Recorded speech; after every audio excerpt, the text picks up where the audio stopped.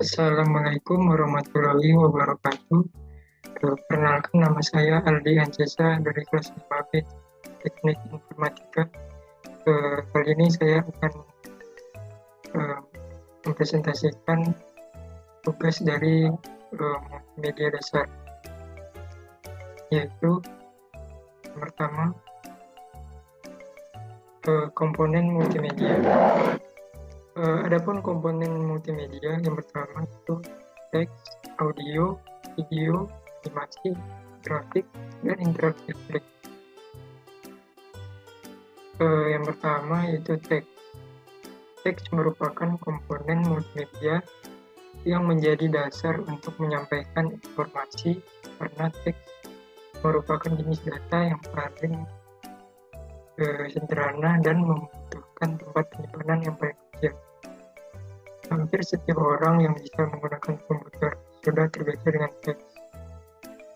Pada kenyataannya, multimedia menyajikan informasi untuk audiens dengan cepat, karena tidak diperlukan membaca secara mendalam dan teliti. Yang kedua yaitu audio.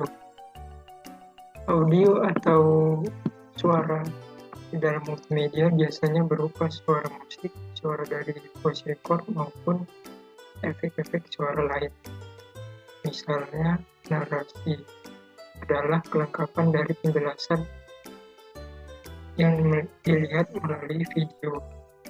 Suara dapat menjelaskan karakteristik suatu gambar, misalnya musik, sound effect, maupun suara.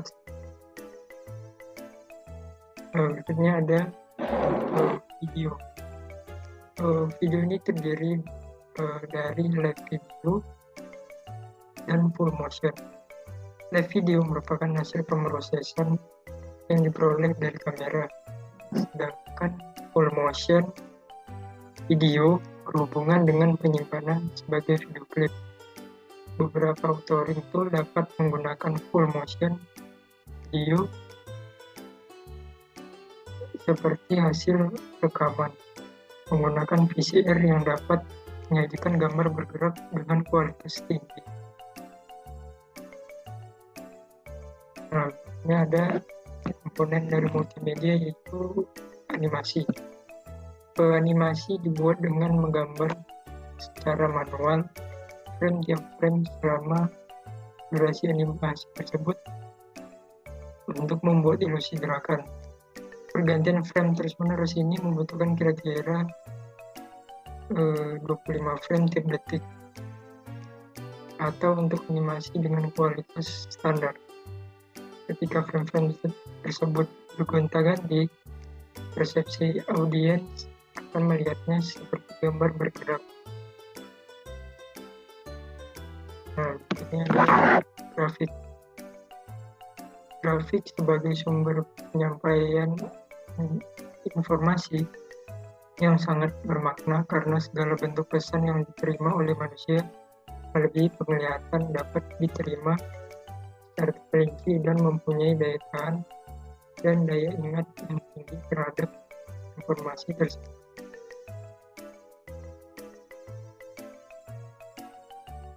Ini adalah interaktif link. Interaktif link dengan informasi yang dihubungkannya seringkali dihubungkan secara keseluruhan sebagai hypermedia. Sebagian dari multimedia adalah interaktif, di mana pengguna bisa menekan mouse atau objek pada screen seperti button atau teks dan menyebabkan program melakukan perintah tertentu. Interaktif link ini diperlukan guna untuk menggabungkan beberapa elemen multimedia sehingga menjadi informasi yang terpadu. Cara pengaksesan informasi pada multimedia terdapat dua macam, yaitu non-linear dan linear. Nah, berikutnya ada keamanan multimedia.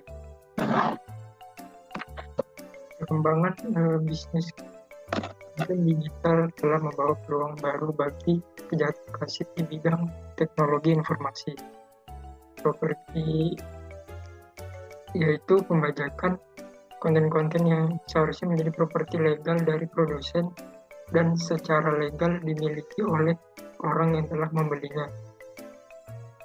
Bisa dengan mudah disalahgunakan oleh pihak-pihak yang tidak bertanggung jawab.